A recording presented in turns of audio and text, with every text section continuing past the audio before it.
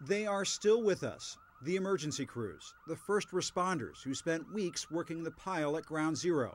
Many of these survivors are now suffering from the lingering health effects of September 11th. Well, I'm not a doctor and I'm not a scientist, but there's enough evidence, empirical evidence, that you can see that there's a pattern here.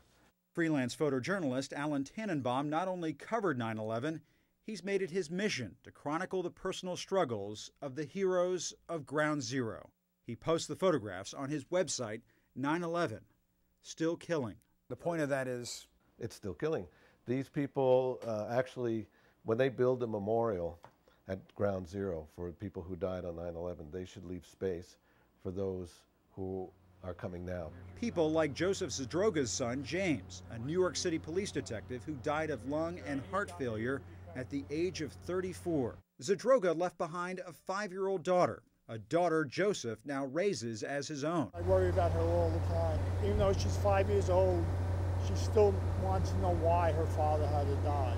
Their family is one of Tannenbaum's most haunting photos. He's holding his granddaughter. Before James died of his 9/11 related illnesses, his wife had died from a heart problem. So now Tyler Ann doesn't have her parents anymore, and they're hoping that they stay healthy and live long enough to, take care of her properly. I mean, what has that meant to you, the fact that Allan has chronicled you and your son's story? Well, I think it means that his story will stay alive and people will be able to read his story later on in history. We joined Tannenbaum at a rally supporting a bill now making its way through Congress that would provide federal funds for disabled 9/11 workers who can't work and who lack proper health care. But even after the speeches were over, some of the first responders were still asking hard questions. Why should any first responder respond to the next terrorist attack or man-made disaster like a Katrina or whatever, knowing that God forbid you get hurt or injured, you're on your own? The government is not stepping up to the plate on every level.